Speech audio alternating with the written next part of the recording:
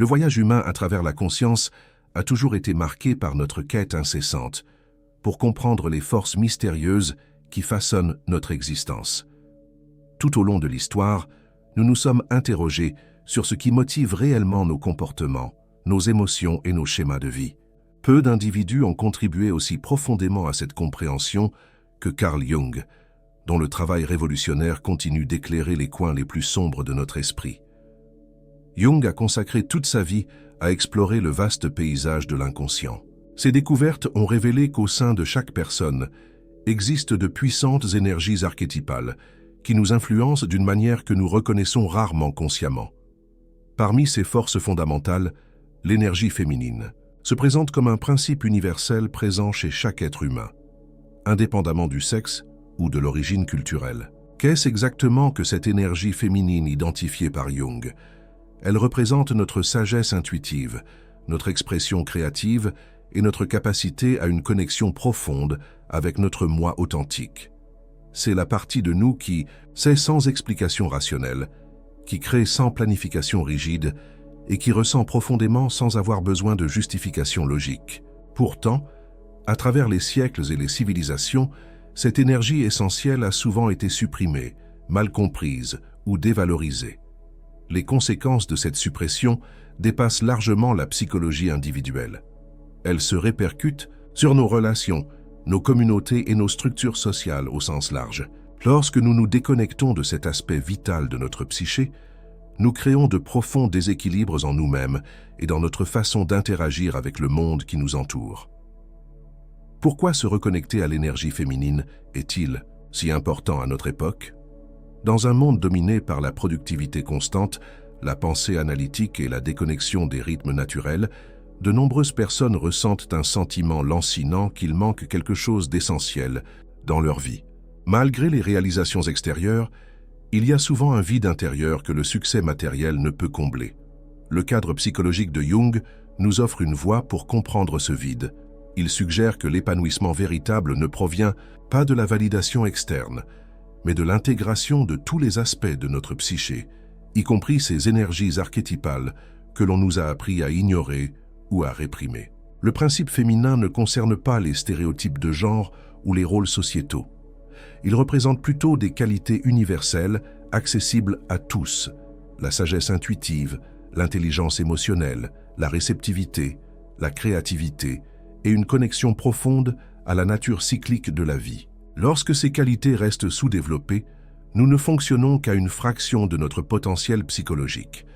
Que se passe-t-il lorsque nous commençons à récupérer ces aspects de nous-mêmes? Une transformation profonde se produit, non seulement dans la façon dont nous nous sentons, mais aussi dans la façon dont nous vivons la réalité elle-même. Les relations s'approfondissent, la créativité s'épanouit, et nous développons une boussole intérieure qui nous guide de manière plus fiable que ne pourrait jamais le faire une validation externe. Ce cheminement vers la plénitude psychologique n'est pas facile dans une culture qui souvent ne valorise que ce qui peut être mesuré, prouvé ou contrôlé. Pourtant, les récompenses de ce travail intérieur vont bien au-delà de la satisfaction personnelle. Elles nous offrent la possibilité de vivre avec plus d'authenticité, de but et de connexion. À quoi ressemblerait votre vie si vous rétablissiez l'équilibre de ces énergies fondamentales en vous? Comment vos relations pourraient-elles se transformer? Quel potentiel créatif pourrait émerger? Ces questions constituent le fondement de notre exploration des profondes intuitions de Jung sur la psyché humaine et l'énergie féminine qui cherche à s'exprimer en chacun de nous. La suppression de l'énergie féminine est profondément ancrée dans notre histoire collective. Pendant des siècles, les sociétés ont privilégié les qualités associées à l'énergie masculine, logique, action, conquête et contrôle, tout en rejetant ou en dévalorisant l'intuition, la réceptivité, la créativité et la sagesse émotionnelle. Ce déséquilibre n'était pas seulement externe, il s'est intériorisé dans nos psychés, créant une profonde déconnexion avec des aspects essentiels de notre nature. Dans le cadre de la psychologie des profondeurs, le principe féminin dans l'inconscient d'un homme est décrit comme l'anima, une passerelle vitale pour accéder à l'intuition et à la sensibilité émotionnelle. Pour les femmes, la relation avec cette énergie est différente, mais tout aussi complexe, impliquant souvent une réconciliation avec des aspects d'elles-mêmes que la société leur a appris à réprimer ou à n'exprimer que de manière limitée. Lorsque nous nous déconnectons de cette énergie, nos vies se transforment progressivement en routines mécaniques dominées par une rationalisation et un contrôle excessif. Nous pouvons atteindre des marqueurs externes de succès tout en nous sentant de plus en plus vides à l'intérieur. Nos décisions deviennent des exercices purement logiques, détachés d'une sagesse plus profonde. Nous planifions méticuleusement, mais nous manquons les joies spontanées et les opportunités inattendues qui émergent lorsque nous restons ouverts et réceptifs. Que se passe-t-il lorsque nous vivons principalement avec seulement la moitié de nos ressources psychologiques? Les conséquences se manifestent sous diverses formes: épuisement chronique qu'aucun repos ne semble guérir, anxiété persistante que les médicaments seuls ne peuvent traiter, ou crises existentielles qui surgissent apparemment de nulle part. Il ne s'agit pas simplement d'échecs personnels, mais de symptômes d'un déséquilibre plus profond qui nécessite une attention particulière. Le monde moderne intensifie cette déconnexion. La technologie numérique nous distrait perpétuellement de l'expérience intérieure.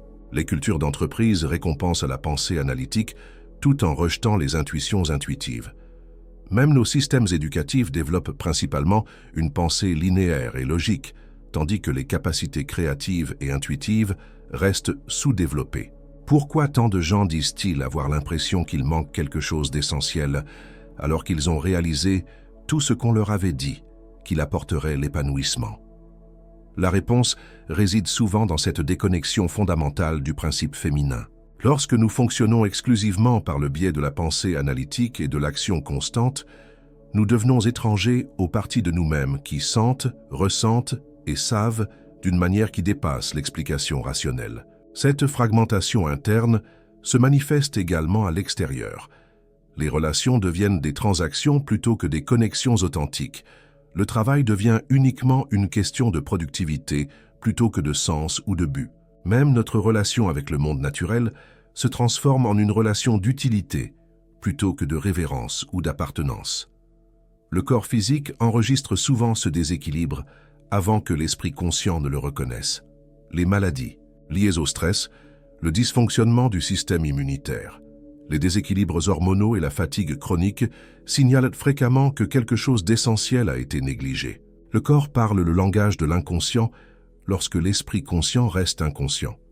Les conséquences s'étendent au-delà de la souffrance individuelle. Les organisations qui manquent d'énergie équilibrée créent souvent des cultures toxiques où l'épuisement professionnel est courant. Les communautés dépourvues de cet équilibre luttent avec la connexion et l'entraide. Même notre relation avec la planète reflète ce déséquilibre. Exploitation sans réciprocité, consommation sans renouvellement. À quoi ressemble la reconnexion avec cette énergie en termes pratiques? Cela commence par valoriser les qualités qui ont été historiquement rejetées. L'intelligence émotionnelle aux côtés des prouesses intellectuelles, la réceptivité aux côtés de l'affirmation, l'être aux côtés du faire. Cela signifie honorer les cycles d'activité et de repos plutôt que de rechercher une productivité constante. Lorsque les gens commencent à intégrer ces aspects d'eux-mêmes, ils signalent souvent des changements surprenants. La prise de décision s'améliore non pas parce qu'ils abandonnent la logique, mais parce qu'ils la complètent par une sagesse intuitive. La créativité s'épanouit parce qu'ils accèdent à des sources d'inspiration plus profondes. Les relations s'approfondissent parce qu'ils développent une plus grande capacité d'empathie et de présence.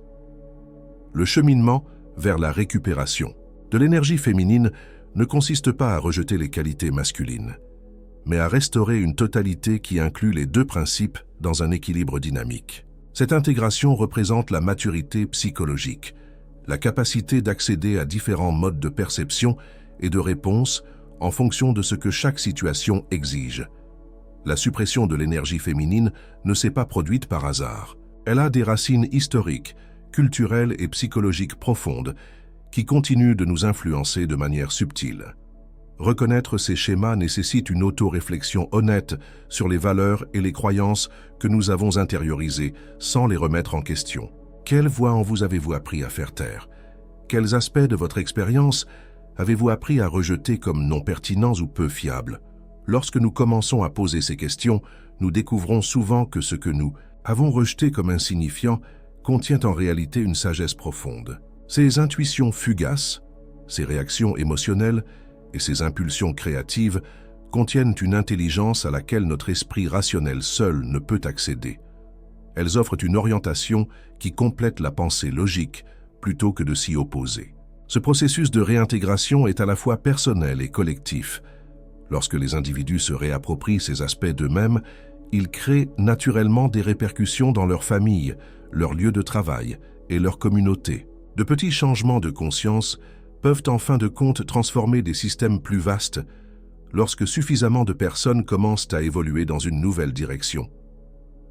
L'énergie féminine se manifeste le plus puissamment par l'intuition, cette connaissance immédiate qui arrive sans étape logique ni raisonnement conscient. Ce système de guidance intérieure fonctionne constamment, envoyant des signaux par le biais de sentiments subtils, d'images oniriques et d'intuitions spontanées, contrairement à la pensée analytique qui traite l'information de manière séquentielle. L'intuition saisit les schémas de manière holistique et révèle souvent des connexions que la raison seule pourrait manquer. Beaucoup de gens ont vécu des moments où ils savaient simplement quelque chose d'important sans comprendre exactement comment ils le savaient. Peut-être avez-vous senti que quelque chose n'allait pas avant de recevoir de mauvaises nouvelles. Peut-être vous êtes-vous senti attiré par une voie particulière qui semblait logiquement peu pratique, mais qui a finalement mené à une croissance profonde. Ces expériences révèlent le principe féminin à l'œuvre, une forme d'intelligence qui opère au-delà de la conscience. L'inconscient communique par le biais d'images, de symboles et d'émotions, plutôt que de propositions logiques. Les rêves offrent un voyage nocturne dans ce royaume symbolique, nous présentant des métaphores qui contiennent souvent des solutions à des problèmes que notre esprit conscient n'a pas pu résoudre. Lorsque nous rejetons ces communications, comme de simples fantasmes ou une activité neuronale aléatoire, nous rejetons une guidance précieuse de notre moi profond. Que se passe-t-il lorsque quelqu'un ignore systématiquement ces signaux intuitifs? La première conséquence est souvent un sentiment croissant de vide, une impression de vivre sa vie de manière machinale, sans lien véritable avec un sens ou un but. Les décisions prises uniquement par le biais d'une analyse logique peuvent être techniquement correctes, mais semblent d'une certaine manière creuses ou insatisfaisantes une fois mises en œuvre. Les relations souffrent particulièrement lorsque l'intuition reste sous-développée. Sans accès à l'intelligence émotionnelle et à la compréhension empathique, les liens restent superficiels. Les gens interagissent sur la base de scripts sociaux plutôt que d'une présence authentique. Les subtils courants sous-jacents de la dynamique relationnelle restent invisibles lorsque seules les facultés logiques sont sollicitées. L'accent moderne mis sur la validation externe exacerbe cette déconnexion. Les plateformes de médias sociaux récompensent les réalisations visibles tout en ignorant la croissance intérieure. Les environnements professionnels mesurent le succès par des indicateurs quantifiables plutôt que par des qualités qui doivent être ressenties. Les systèmes éducatifs testent les compétences analytiques tout en ignorant largement le développement intuitif. Est-il surprenant que beaucoup de gens se sentent étrangers à eux-mêmes malgré un accès sans précédent à l'information externe? Se reconnecter à l'inconscient nécessite de détourner l'attention de la stimulation externe constante vers le riche paysage intérieur que nous ignorons généralement. Cela signifie créer un espace pour une réflexion tranquille, des moments où l'esprit analytique peut se reposer et où d'autres formes de connaissances peuvent émerger. Le principe féminin s'épanouit dans ces espaces contemplatifs où les idées surgissent naturellement sans être forcées. Les rêves méritent une attention particulière dans ce processus de reconnexion. Ils fournissent une communication directe depuis les profondeurs inconscientes, offrant des conseils qui contournent les senseurs rationnels. Noter ces rêves, réfléchir à leur imagerie et remarquer les schémas au fil du temps développe une relation avec ce système de guidance intérieure. Quels messages vos rêves vous ont-ils peut-être envoyés que vous avez négligés? Les synchronicités, ces coïncidences significatives qui semblent répondre à des questions ou des besoins intérieurs, signalent également le principe féminin à l'œuvre. Ces moments où des événements extérieurs semblent mystérieusement alignés sur des processus internes suggèrent un ordre plus profond, au-delà de la causalité rationnelle.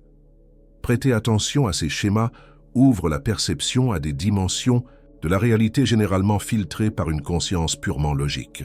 Le corps lui-même sert d'instrument de connaissance intuitive. Les sensations physiques enregistrent souvent des informations avant que la conscience ne rattrape son retard. Le pressentiment concernant une situation, la poitrine qui se serre en réponse à une menace tacite, la relaxation spontanée en présence d'une connexion authentique. Apprendre à lire ces signaux corporels développe la capacité intuitive. L'expression créative offre une autre voie vers l'inconscient. Que ce soit par l'art, la musique, le mouvement ou l'écriture, les activités créatives contournent les senseurs logiques et permettent à des éléments plus profonds d'émerger. Ces expressions contiennent souvent une sagesse qui surprend même leurs créateurs. Des solutions, des idées et des perspectives qui n'étaient pas accessibles par la pensée délibérée. La connexion à la nature active puissamment l'énergie féminine. Les environnements naturels fonctionnent selon des principes d'interconnexion, de renouvellement cyclique et de développement organique, autant de qualités associées aux principes féminins. Le temps passé dans la nature, en particulier avec une conscience attentive, rééquilibre naturellement une psyché dominée par l'interaction technologique et la pensée linéaire. L'inconscient envoie continuellement des signaux sur notre chemin authentique, ce qui nous nourrit véritablement par rapport à ce qui ne fait que distraire ou satisfaire temporairement les attentes extérieures. Lorsque quelqu'un ignore systématiquement ces signaux au profit de ce qui semble rationnel ou socialement acceptable, des symptômes psychologiques se développent souvent. Anxiété, dépression, schéma addictif ou affection physique qui représentent la tentative de la psyché de rediriger l'attention. Que pourrait-il changer si vous commenciez à faire confiance à votre connaissance intuitive en même temps qu'à votre pensée analytique? En quoi vos décisions différeraient-elles si elles étaient éclairées à la fois par la logique et par la connaissance subtile qui émerge de votre moi profond? L'intégration de ces intelligences complémentaires représente une étape importante vers la plénitude psychologique et une vie authentique. Le chemin de la reconnexion ne consiste pas à abandonner la raison, mais à élargir notre définition de l'intelligence pour inclure toutes les sources de sagesse disponibles. Cette intégration conduit à des décisions qui sont en accord avec les réalités pratiques et les valeurs profondes, des choix qui satisfont aux exigences externes tout en restant fidèles à la vérité intérieure. Le voyage vers la plénitude psychologique ne consiste pas à remplacer un déséquilibre par un autre. Cela ne signifie pas rejeter la pensée rationnelle, la planification stratégique ou l'action déterminée, des qualités traditionnellement associées à l'énergie masculine. Au contraire, la véritable transformation émerge de l'intégration où des principes apparemment opposés se complètent et se renforcent mutuellement. Carl Jung a reconnu que la santé psychologique dépend du maintien d'un équilibre dynamique entre les énergies complémentaires. Le principe masculin fournit la structure, la concentration et la direction. Il excelle dans l'analyse des problèmes, l'établissement de limites et la mise en œuvre de plans concrets. Ces qualités restent essentielles pour naviguer dans les réalités pratiques et manifester des intentions dans le monde extérieur. Le principe féminin apporte des qualités différentes, mais tout aussi précieuses. Une réceptivité qui reste ouverte aux possibilités émergentes, une perception intuitive qui perçoit l'ensemble avant d'analyser les parties, et une conscience cyclique qui honore les rythmes naturels d'activité et de repos. Ces qualités permettent de réagir aux circonstances changeantes, de se connecter à un sens plus profond et d'adopter des approches durables de la croissance. Lorsque ces énergies travaillent ensemble, elles créent quelque chose de plus grand que ce que chacune pourrait faire seule. L'analyse éclairée par l'intuition conduit à des décisions plus sages. L'action guidée par l'alignement intérieur crée des résultats plus durables. La logique tempérée par l'empathie produit des solutions qui répondent à des besoins plus larges. La direction équilibrée par la réceptivité permet à la fois le progrès et l'adaptation. Le lieu de travail moderne illustre ce qui se passe lorsque ces énergies restent déconnectées. Les organisations qui ne valorisent que les résultats mesurables, la productivité constante et le contrôle hiérarchique créent souvent des environnements où l'épuisement professionnel est fréquent, l'innovation étouffée et le potentiel humain largement inexploité. Quelle transformation pourrait se produire si les entreprises valorisaient autant l'intuition, le processus collaboratif et les rythmes cycliques de la productivité? Le leadership lui-même se transforme lorsque ces principes s'intègrent. Les modèles traditionnels mettent l'accent sur l'autorité, le contrôle et la vision singulière, des approches essentiellement masculines. Le leadership intégré incorpore la réceptivité, la compréhension empathique et l'aisance face à l'émergence, des qualités féminines qui complètent plutôt que de saper une direction efficace. Les leaders les plus inspirants font preuve de cet équilibre, une vision claire associée à une adaptation réactive, une action décisive éclairée par une écoute profonde. Même le travail créatif s'épanouit grâce à cet équilibre. Le principe féminin donne accès à l'inspiration, au matériel inconscient et aux connexions nouvelles. Le principe masculin fournit la discipline, la structure et la maîtrise technique nécessaires pour transformer l'inspiration brute en expression raffinée. Les grands artistes font généralement preuve de ces deux qualités. Une vision créative, débridée, associée à une exécution technique rigoureuse. Dans le développement personnel, cette intégration se manifeste par la capacité à fixer des intentions claires tout en restant flexible quant au chemin à parcourir. Cela signifie poursuivre des objectifs tout en restant à l'écoute des réactions qui pourraient suggérer des ajustements nécessaires. Cela implique d'honorer les engagements tout en conservant suffisamment de réceptivité pour reconnaître quand les circonstances exigent une adaptation plutôt qu'une persistance rigide. Les relations bénéficient particulièrement de cette approche équilibrée. Lorsque les partenaires apportent ces deux qualités à leur relation, ils créent une stabilité dynamique, suffisamment de structure pour la sécurité et suffisamment de flexibilité pour la croissance. La communication se fait dans les deux sens, une expression claire et une écoute réceptive. La prise de décision intègre à la fois des considérations pratiques et l'intelligence émotionnelle.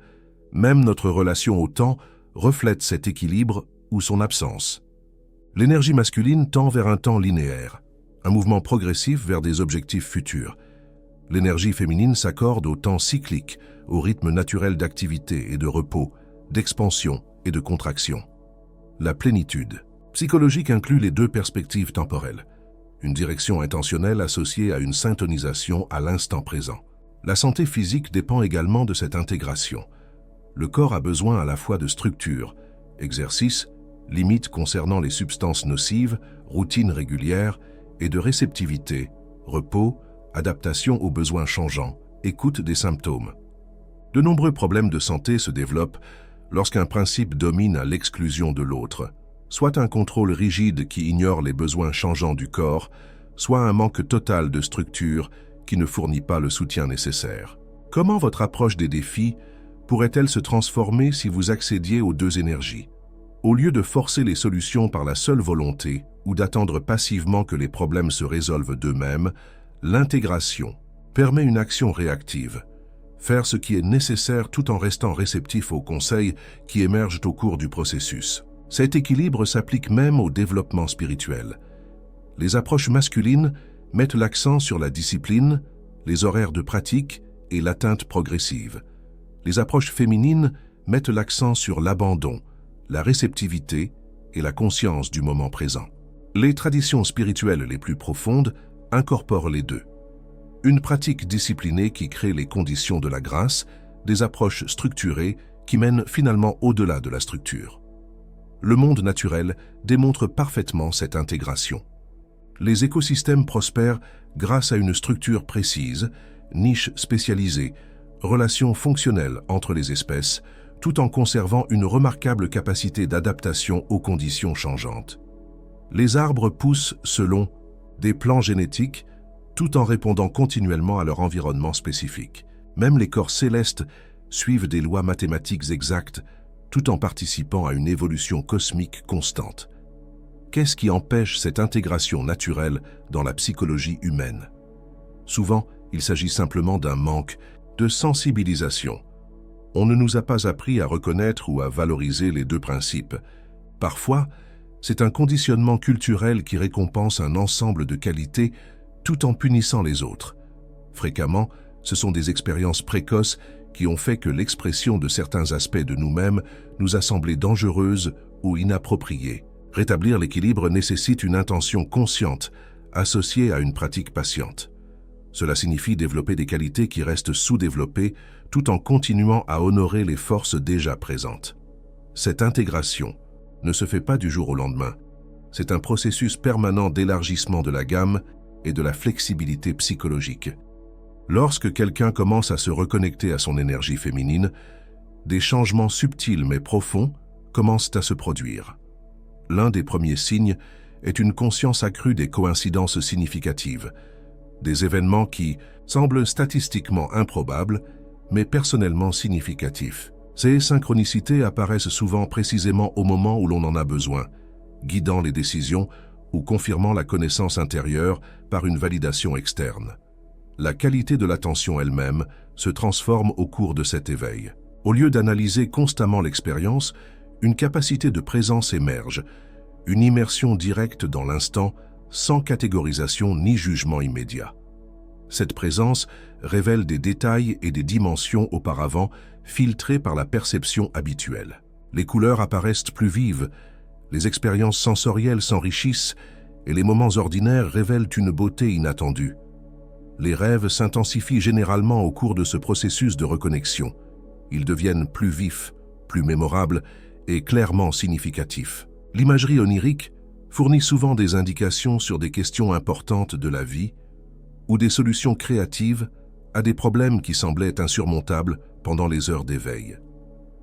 La frontière entre la conscience de l'éveil et celle du rêve devient plus perméable, les idées circulant plus librement entre ces états.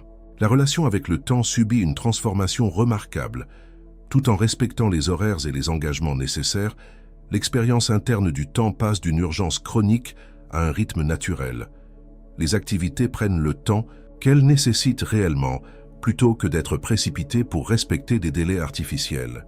Les périodes de productivité alternent naturellement avec des phases de repos et de renouvellement sans culpabilité ni anxiété quant à une réussite constante. Comment cet éveil affecte-t-il les relations? Lorsqu'une personne se reconnecte à son noyau authentique, les liens avec les autres s'approfondissent naturellement. Les interactions passent d'échanges transactionnels ou de performances sociales à de véritables rencontres. Il se développe une capacité accrue à vraiment voir les autres plutôt que de simplement voir des projections ou des catégories. Même de brèves rencontres offrent un potentiel de connexion significative plutôt qu'une formalité vide. La personne en éveil reconnaît progressivement des schémas qui fonctionnaient auparavant inconsciemment, des dynamiques relationnelles récurrentes, des réactions émotionnelles habituelles ou des croyances limitantes qui façonnaient l'expérience sans prise de conscience. Cette reconnaissance libère des réponses automatiques et ouvre des possibilités de nouveaux choix alignés sur des valeurs plus profondes plutôt que sur des schémas conditionnés. Le bien-être physique s'améliore souvent spontanément. À mesure que la fragmentation intérieure diminue, les capacités naturelles de guérison du corps fonctionnent plus efficacement. Les affections liées au stress s'améliorent fréquemment, sans intervention directe. Les niveaux d'énergie se stabilisent à mesure que le drainage constant des conflits internes diminue. Même les processus de vieillissement peuvent ralentir à mesure que la fonction cellulaire s'optimise dans des conditions de stress réduits. Peut-être plus important encore, la lutte cède la place à la fluidité. La vie continue de présenter des défis, mais la relation avec ces défis change fondamentalement. Au lieu de lutter contre les circonstances ou de forcer les résultats par la seule force de la volonté, il émerge une capacité à travailler avec l'intelligence inhérente des situations. Les solutions surgissent organiquement plutôt que par un effort épuisant. La résistance se transforme en réponse créative. La vie professionnelle se transforme à mesure que l'intuition complète les compétences analytiques. Les problèmes qui semblaient insolubles d'un point de vue purement logique cèdent la place à des approches intégrées. Les idées créatives émergent précisément au moment opportun, la capacité à sentir le moment optimal, quand avancer hardiment et quand attendre un développement ultérieur, améliore l'efficacité bien au-delà de ce que la planification stratégique seule pourrait accomplir. La prise de décision devient à la fois plus claire et plus nuancée. Sans le bruit interne des motivations inconscientes concurrentes, les choix s'alignent plus systématiquement sur les valeurs authentiques. Le principe féminin apporte une conscience holistique qui prend en compte les impacts au-delà de l'utilité immédiate, les effets sur les relations, le bien-être de la communauté et les échéances plus longues que les résultats trimestriels. Qu'advient-il des perspectives spirituelles pendant cet éveil?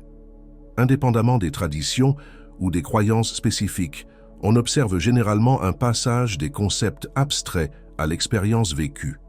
La spiritualité devient moins une question d'adhésion à une autorité extérieure et davantage une question de perception directe de l'interconnexion. Le sacré se révèle dans l'expérience ordinaire, plutôt que d'exiger des circonstances ou des lieux spéciaux. Le besoin de validation externe diminue progressivement. Les opinions et l'approbation des autres restent appréciées, mais ne déterminent plus la valeur personnelle, ni ne guident les décisions importantes de la vie. L'autorité interne se renforce, non pas comme une autosuffisance rigide, mais comme une orientation fiable qui intègre à la fois les traditions de sagesse et la vérité personnelle. Cette autonomie permet paradoxalement une connexion plus authentique avec les autres. Quels sont les signaux qui indiquent que cette transformation est en cours dans votre vie? Vous pourriez remarquer des moments accrus de joie spontanée, sans causes externes évidentes. La créativité peut circuler plus facilement dans divers domaines. Les situations difficiles qui déclenchaient auparavant une réaction pourraient maintenant susciter de la curiosité. Le critique intérieur constant se calme souvent, remplacé par une auto-évaluation plus équilibrée qui reconnaît à la fois les limites et les dons. Cet éveil ne signifie pas que la vie devient perpétuellement facile ou exempte de douleur. Il se développe plutôt une capacité accrue à trouver un sens à toutes les expériences. Les difficultés restent difficiles, mais se révèlent également comme des opportunités d'approfondissement de la conscience. Chaque circonstance offre un potentiel d'intégration et d'expansion accrue de la conscience. Le processus de découverte de soi représente l'ultime voyage humain. La révélation et l'intégration progressive de tout ce que nous sommes réellement au-delà des identités socialisées et des croyances limitantes. Ce chemin exige un courage soutenu, la volonté de rencontrer des aspects de nous-mêmes qui restent sous-développés, rejetés ou inconnus. Pourtant, ce voyage offre des récompenses incommensurables, une expression authentique, un but significatif et la contribution unique qui n'émerge qu'à travers la plénitude. L'individuation commence par l'apprentissage d'une écoute différente, non seulement des voix extérieures ou des pensées conscientes, mais aussi des signaux subtils, provenant des couches plus profondes de la conscience. Cette écoute exige de suspendre temporairement le jugement, de ralentir suffisamment pour remarquer ce qui émerge lorsque l'activité constante s'arrête et de développer un confort face à l'incertitude pendant les phases de transformation. Le corps offre l'une des voies les plus directes dans ce processus. La conscience somatique, c'est-à-dire la présence attentive aux sensations physiques sans interprétation immédiate, contourne les défenses mentales et révèle des vérités émotionnelles qui peuvent rester inaccessibles à l'analyse rationnelle. Des pratiques simples comme la respiration consciente, le mouvement en pleine conscience ou le balayage corporel calment naturellement le bavardage mental et améliorent la réceptivité à la sagesse intérieure. L'expression créative offre une autre voie puissante pour la découverte de soi. Lorsque nous créons sans nous soucier excessivement des résultats ou du jugement des autres, le matériel inconscient émerge naturellement à travers des images, des mouvements, des sons ou des mots. Ces expressions surprennent souvent leur créateur, révélant des aspects de la réalité intérieure auparavant cachés à la conscience. Que pourrait-il émerger si vous abordiez les activités créatives comme une exploration plutôt que comme une performance? L'immersion dans la nature facilite constamment ce processus. Les milieux naturels fonctionnent selon des principes de plénitude plutôt que de fragmentation. Le temps passé dans des lieux sauvages, surtout dans la solitude, réoriente naturellement la perception vers des qualités qui restent essentielles, mais qui sont souvent négligées dans la vie contemporaine. Le renouvellement cyclique, l'interdépendance et l'équilibre entre la structure et le flux qui caractérisent tous les systèmes vivants. Les rêves significatifs méritent une attention particulière pendant l'individuation. Ils offrent une communication directe depuis les profondeurs inconscientes, présentant des messages symboliques sur les besoins et les potentiels de développement personnel. Enregistrer les rêves, réfléchir à leur imagerie et remarquer les schémas au fil du temps établit un dialogue continu avec une guidance intérieure qui opère au-delà des limitations rationnelles. Le voyage d'individuation transforme la relation avec tout, soi-même, les autres, le travail et le monde en général. Au fur et à mesure que la fragmentation interne guérit, La vie extérieure reflète de plus en plus les valeurs authentiques plutôt que les schémas conditionnés. Le travail devient une véritable contribution plutôt qu'un simple emploi. Les relations s'approfondissent, passant d'interactions basées sur des rôles à une rencontre authentique. Même les défis se révèlent être des opportunités d'intégration supplémentaires plutôt que des obstacles au bonheur. Qu'est-ce qui rend ce voyage intéressant malgré ses difficultés? La libération progressive des schémas inconscients apporte une liberté croissante de choisir des réponses alignées sur des valeurs plus profondes. La créativité s'épanouit lorsqu'elle n'est plus contrainte par un excès d'autocritique ou par la conformité aux attentes extérieures. Les relations développent une profondeur impossible lorsque l'on fonctionne à partir d'une conscience fragmentée. La vie elle-même devient plus vive, plus significative et remplie de moments de connexion et de joie authentique.